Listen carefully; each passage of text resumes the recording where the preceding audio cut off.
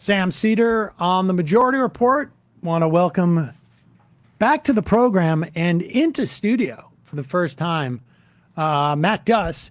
He's the Executive Vice President at the Center for International Policy. Matt, welcome. Thank you. Great to be here. I think I was last year in studio in September. Yeah, definitely not the first time. I regret to inform you things have not improved. Yeah. Oh, I guess that's true. We were back. Yeah. Was it in September that you were here? It was, I think, yes, it was September. I'm pretty sure because I had just gotten back from a visit to Ukraine. So we talked about that a little bit. Okay. We talked about Israel, though. I mean, we've talked to you a bunch. Maybe that's what we're confusing it. But. Yeah, no, I'm sure that came up. We've talked a number of times. And that was before October 7th. Yeah, obviously. No, that was a few weeks before October 7th. Wow. All right. Well, let's start with the ceasefire proposal. You've written about this. And you wrote about it, I guess it was about a week ago that you wrote about it when Biden announced it sort of, I mean, surely as a political matter, it was odd to do it Friday night when Donald Trump had been convicted that day. Right. Was that just, did you read anything into that at all? Or was that just sort of like, because it was just like, well, we need to do this now. Was there an urgency? Do you think that, or? Yeah, I admit the timing was. I mean, I think Trump had the announcement of the conviction had come like the evening before. So, and for right, Fridays, I guess it was on Thursday. Yeah, it was a Thursday at about 5:30 at night. Right. Yeah. And then this is kind of late afternoon or midday Friday when the president is going to give this speech. But he clearly felt urgency, although Friday tends to be a day when you put out things you don't want people to notice. Right. But he clearly, when the president makes a speech, the president wants people to notice. And, the move here was clearly to try and box in Netanyahu and Hamas by putting the deals of this proposal on the table. It contained, I think there were a number of things that were really significant. I mean, this was Biden for the first time publicly endorsing what Hamas has been asking for months, which is a permanent ceasefire. I mean, Biden put his name in support of that, saying this must now end. The downside, and this is part of what I wrote in the piece, is, you're trying to box Netanyahu in politically, but you're not providing an or else if he says no. Right. And this has consistently been a problem, not just with Biden's approach to Netanyahu, although he is particularly bad on this. It goes back. This is a longstanding problem of U.S. approach to dealing with Netanyahu and the Israeli government. It's rare, if ever, we see the threat or imposition of real consequences. So if you're not really going to make it a real downside, what is the tough choice here? And we've seen Netanyahu respond, as he often does, by playing for time, by kind of throwing some provocative statements out there. The goal being to get the other side, in this case Hamas, to pull back from the prospect of an agreement. We saw him, use this play numerous times in past, negotiations with the PLO, with Abbas, where they would announce some new round of settlements or some other provocative thing that would just make clear that he's not talking in good faith. Duncan Black, the blog Eschaton, which I'm sure I know you're familiar with. Old school. Old school. He had a post, I guess it was this morning actually, entitled Progress. And he writes some movement from the White House, and he quotes 2 or 3 paragraphs from a Guardian piece. Joe Biden said on Tuesday he's warned Benjamin Netanyahu that Israel's indiscriminate bombing of Gaza was beginning to alienate Europe and the rest of the international community. Speaking at a fundraiser, the U.S. president ramped up pressure on Israel over any post-hostility deals. He said the Israelis can't say no to a Palestinian state and urged Netanyahu not to repeat the mistake made by the U.S. after 9/11. And then Duncan Black jokingly writes, wait, hold on, computer enhance. This article is more than 5 months old. Right. And so, this is more of the same. Like, what? I think it's pretty well documented, and it's pretty clear that Joe Biden has there's a big ideological element to his allergy towards holding Israel to account in any way, right, or leveraging anything with Israel. But do you think they also think that there's like some type of a political danger in holding them to account by saying, like, we're going to hold back X number of dollars? Yeah, no, clearly. And they are right. There is a political danger. That's not an excuse not to do the right thing. But yes, I mean, let's look at the response when he said in that CNN interview a few weeks ago that he had decided to withhold 2,000-pound bombs from Israel to prevent them from continuing to use them in densely populated areas. Like the backlash to that from Republicans, even from some hawkish Democrats, and including from big Democratic donors like Haim Saban, was massive outrage. So there are clear political downsides to this. I just tend to think one should err on the side of not supporting mass atrocities, but this is clearly playing a role in his calculation, and you add that to, yes, as you said, a pretty deep ideological belief about how the U.S.-Israel relationship is supposed to work, and it's supposed to work in that the U.S. supports whatever Israel does with, minor adjustments here and there. Well, but the ideology seems to be trumping at this point United States international interests, and I guess that's what I'm curious about your take on here, Right. because the Biden administration had been trying to pivot to Asia, as have administrations since pre-9/11 until the U.S. continued to get bogged down in the Middle East. I understand they're concerned about China's rising influence within the region. I know them brokering, by the way, those talks between Iran and Saudi Arabia and cooling some of those relations there may have made the Biden administration nervous. Right. My assessment is that this just makes it harder for them to continue to make themselves felt in the Middle East with the rise of maybe China influencing there and Russia as well. But they're trying to almost will it into existence with this Abraham Accords deal. No, I think what you said is right, and there is a contradiction here because their approach in the Middle East, and this is where the Saudi deal comes in, this big security deal that they're talking about, and they claim to have been getting close to the final terms of. I mean, this is in large part, a play to try to box China out of the Middle East and kind of consolidate or reconsolidate sort of American dominance and American influence in the region. And you mentioned the Saudi-Iran deal. What's interesting about that is, China was essentially kind of brought in at the last minute to kind of present the deal. There was so much work already done that China played no part in. But as I see it, and I think others have commented on this one, well, this was kind of a clever play by MBS to kind of let's say the audience for China brokering that deal was Joe Biden. Right. And the argument was, well, listen, we've got options. So what's your offer? And Biden has shown them what his offer is. It's an enormous offer, a security guarantee, a civilian nuclear program, and a bunch of new weapons. But it does, as you said, the costs here to America's global standing, to the relationship that we need to build with the global South is very, very severe. I mean, there is a competition for influence in some of these regions. And, there's a lot that could be said about this Gaza war, but one of the things is it has starkly demonstrated the double standard in the so-called rules-based order that has always been clear to the global South, but this is just the most powerful exhibit one could ask for. It couldn't be more naked. So all right, before we because I do want to pull on that string a little bit more with Saudi Arabia. I mean, so much of this is the same sort of impetus, it feels like, with the Iraq War, which was, we need to be able to control the spigot of oil. Well, I guess we're heading down this path, and we'll circle back because recently there's been some reporting on what Biden did with the strategic petroleum reserve in this country, where he basically broke,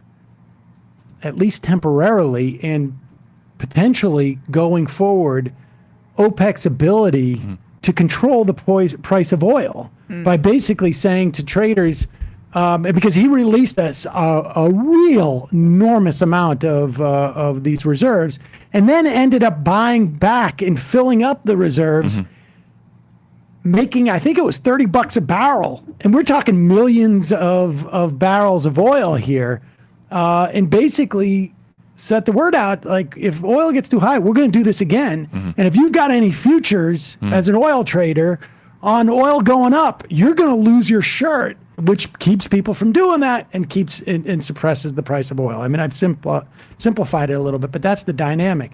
I mean, so it's not really the price of oil that we're that concerned about here, right? It's more just like, we don't want you to sell unfettered amounts of oil to China because we think we're going to be in a conflict with it. Well, it's that. I mean, it's oil, it's influence. I mean, China is making inroads, as one would expect of a rising power. That's not to downplay the challenge of China, both to its own people and I think globally. Their vision of a world order is, I think, different from a lot of ours. But, you know, there is just kind of this frantic attempt, as I said, to box China out of the region and sustain kind of American dominance. Sustain a set of security relationships that, if you actually look at them, I think clearly and honestly, have had enormous costs and are continuing to have enormous costs. But it's also like when we say influence, all we really care about, it seems to me, is ultimately is access to resources. Or right? I mean, preventing China from getting access to oil, and they're more oil dominant than us in the 100%. energy transition, because we're trying to at least get some EVs. Right, it's trade, it's transit, it's you know the waterways. It's a lot in here. And it's when we're talking about this region of the planet, it's ultimately resources, right? Because it's not so much markets, and that's the irony is that we have our corporate interests are all to open up China's markets, and so they're not going to, you know. On one hand, we're trying to sort of limit the amount of, let's say, fuel they have to expand their economy. On the other hand, we have all the corporate interests that are going to be like, well, we want that economy to expand because that's where our markets are. Yeah.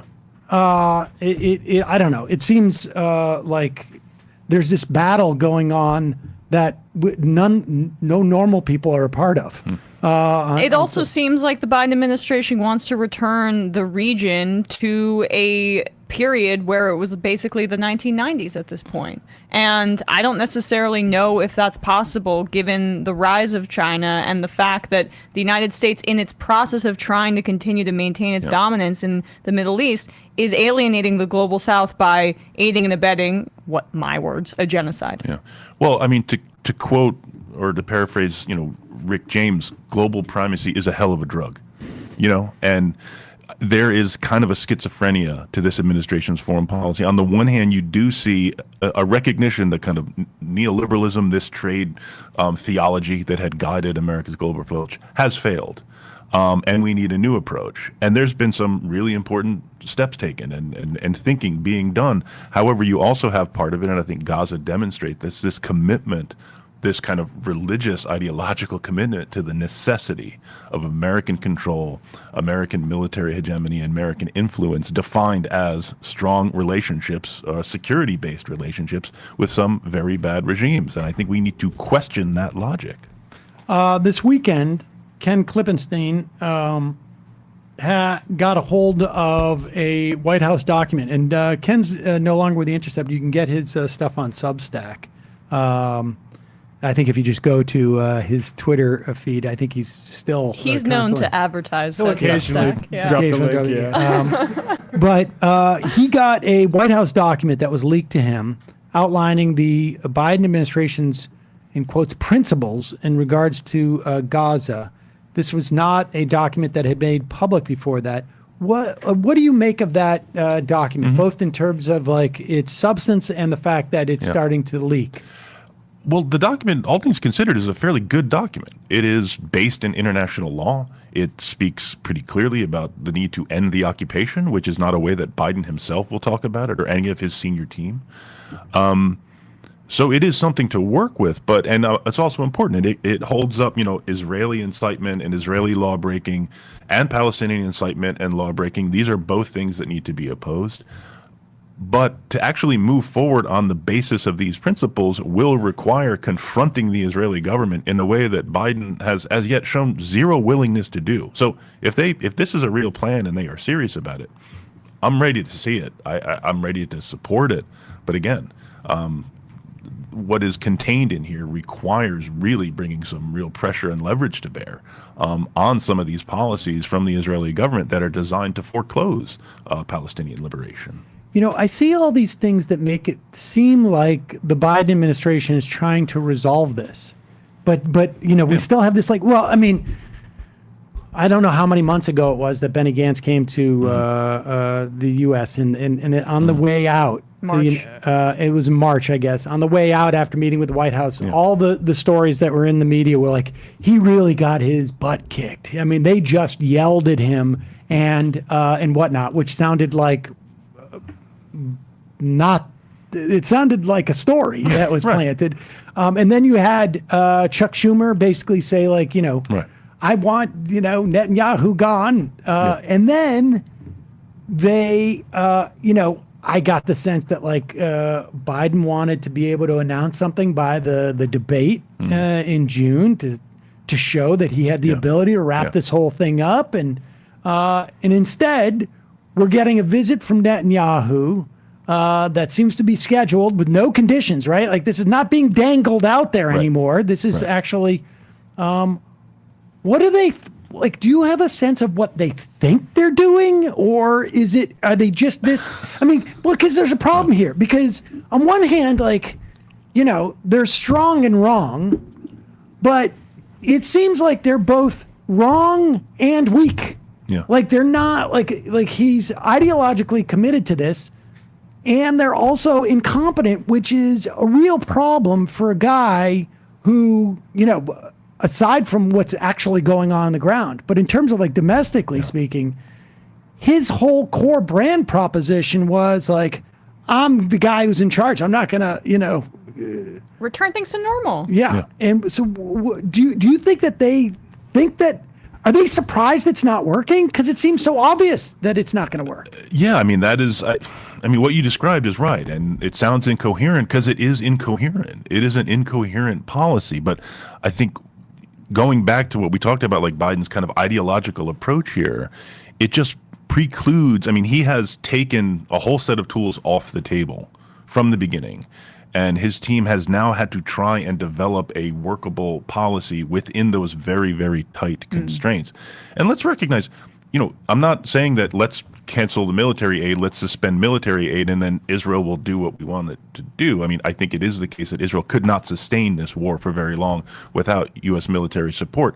We may change their behavior for better, but even if we don't, I think not supporting a mass atrocity is its own very strong upside. Yes, of course. But to go to your question, again, what underlies this, even though I think the rest of us can see that this policy is failing catastrophically, is that Biden, for both, again, ideological and political reasons, thinks it's better, the costs are smaller to stay the course, and that is pretty extraordinary. Can I ask you about what in my opinion is a misreading, and I don't know if it's deliberate or it's just bad statecraft of the domestic political situation in Israel. So Benny Gantz, Sam just mentioned him, he's leaving the war cabinet, but it could go either way, right? It does ramp up pressure on Netanyahu, but him leaving does nothing about his coalition. Right. So the parties that Netanyahu formed a coalition with in the Knesset are the far-right parties led by Smotrich and Ben Gvir. That has been obvious since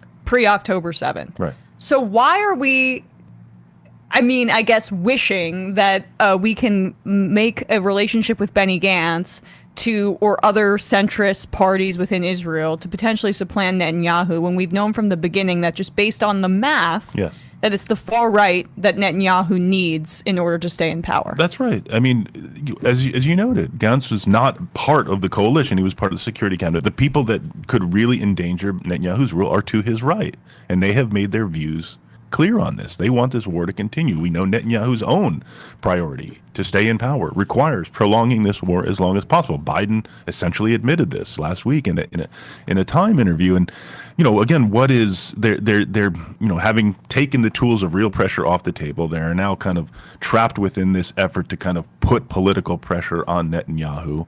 But as I said at the beginning, if there's no real or else coming with that, how much pressure are you really putting on him? And if this is all just a way to maneuver inside Israeli domestic politics, I have bad news. Netanyahu understands his own politics better than we do. Right. We have been through this. The peace process is littered with the corpses of efforts to box Netanyahu in politically. And Biden's not going to do. I mean, and it certainly doesn't seem so far like we've been particularly adept at this at all. What do you make of Gantz leaving now? Then, like, why? Like, what? Why now? Well, I think it's a sign. It's a long time coming that it's just a straight recognition that Netanyahu is not interested in a ceasefire. He is not interested in doing what I think the entire security establishment understands is necessary to get the remaining hostages out, and that is to cut a deal. And I would note this, and in the comments he made, I think it was yesterday or the day before, when he announced he was leaving the security cabinet, is that he was doing it because he demanded Netanyahu agree to the ceasefire. Now, you've got the Biden administration out here constantly messaging that Hamas is the only one standing in the way of a ceasefire deal. It turns out that Benny Gantz does not agree with that. Yeah, this is I just don't understand how this is. This is how. Yeah, here's Gantz. I mean, this is and this isn't like. You're not reading this is Barak Ravid writing this in Axios, who, for all we know, is writing, he's the Adam Schefter of the Biden administration. It's this countdown until when he announces his book deal with, to make Biden look like he has saved the Middle East or something. Yeah, I don't know. I mean, if I like Ravid, Barak, I'm going to say that. Well, okay, but if Ravid knows this, Yeah. Well, I don't understand what the game is here, because if the Biden administration thinks we're going to turn Israeli public opinion against, why are they behind? Why is Benny Gantz out in front of them? I just don't understand, who is the audience that they're trying to placate here? Right. I think that line about part of, going back to Biden's speech about the ceasefire, one important thing that he said was the goal of preventing another October 7 has been achieved. He was essentially trying to create a victory narrative. He was trying to create a ladder for Netanyahu to say, listen, did it, climbing down. And again, I think this is part of misunderstanding how Netanyahu operates, which is kind of confounded given how long these guys have known each other. But yes, then to turn around and pretend that it's all on Hamas, it just goes back, I think, to Biden's general approach to how this works, is that the U.S. stands with Israel and the blame is always elsewhere. It is incoherent. It's totally incoherent. Hey, folks, don't forget to hit the subscribe button and check out our daily show. We do it every day at 12 p.m. Eastern for about 2.5 hours. We even take phone calls. You should check that out.